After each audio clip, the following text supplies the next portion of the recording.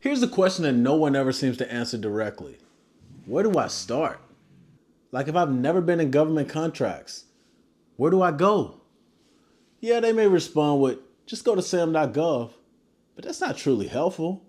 That's just like losing your wallet and someone asking you where you lost it. Yeah, I get that you're trying to help, but you're really not doing anything.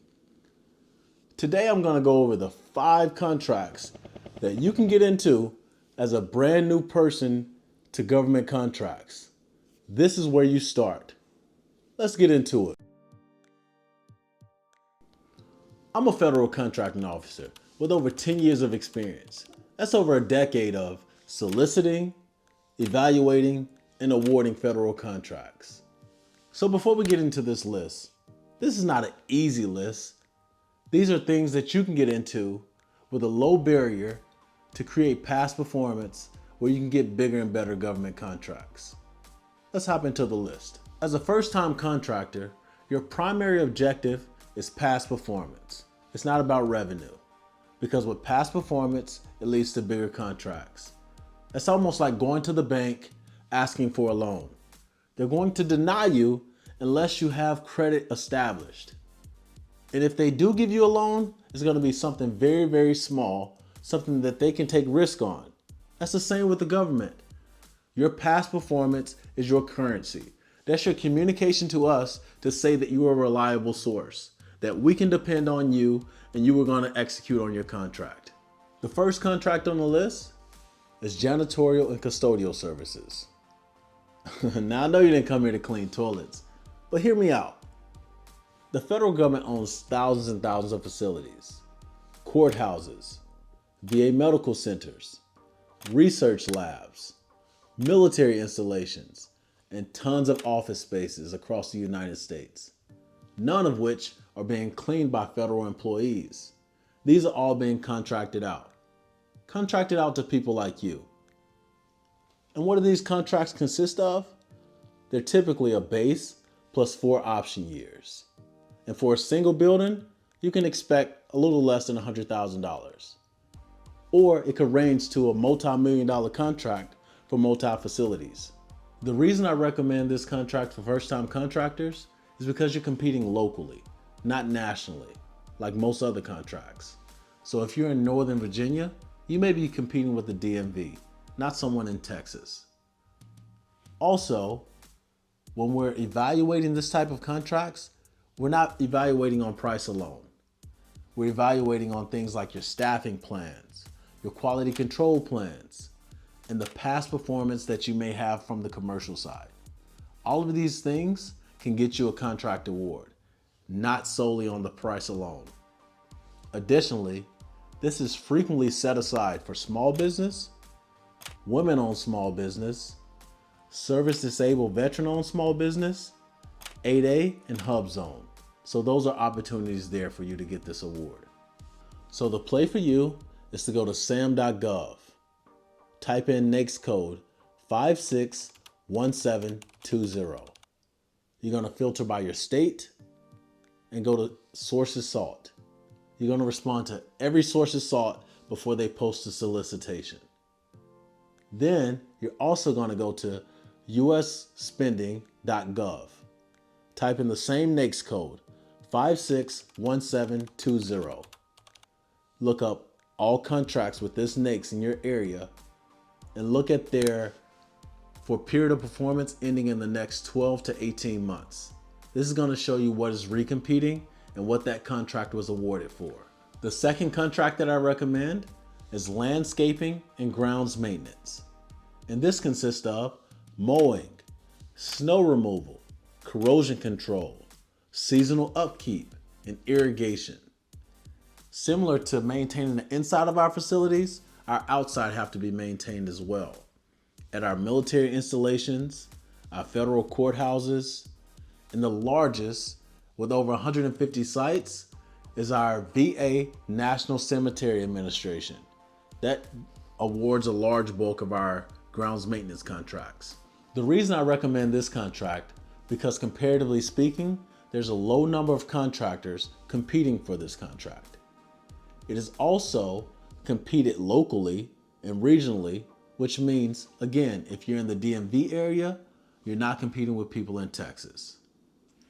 Lastly, I see a large number of these contracts set aside for service-disabled, veteran-owned small businesses. So there's another opportunity if you fall into that social economic group. So the play for you, go into SAM.gov, go to NAICS 561730, and type in keywords like cemetery, grounds, or maintenance. Filter by your state, and then look up the incumbent. Incumbent means the person who owns the contract now. You're going to look up period of performance or the target area of about 12 months out. This is going to give you an opportunity to prepare yourself with your capability statement to take over this next award once it's recompeted. Contract number 3 that I recommend is administrative and management support. And this consists of data entry, records management, data processing, and things of that sort. Things to take care of the office on a day-to-day basis. As federal employees, our job is to take care of the mission, so we contract out for people to take care of the office. A contract like this is usually awarded between $150,000 and $350,000. To win this contract, you need to respond in your proposal the same way we spoke to you in the RFP. So use the same language and terminologies to show that you know what you're doing. Yes, you may have done this on the commercial side, but adjust your language to speak and mirror the solicitation that we put out. In order to find this contract, you go to SAM.gov, type in NAICS code 541611, search keywords like administrative support, and then you select your target area or your target office that you wish to support.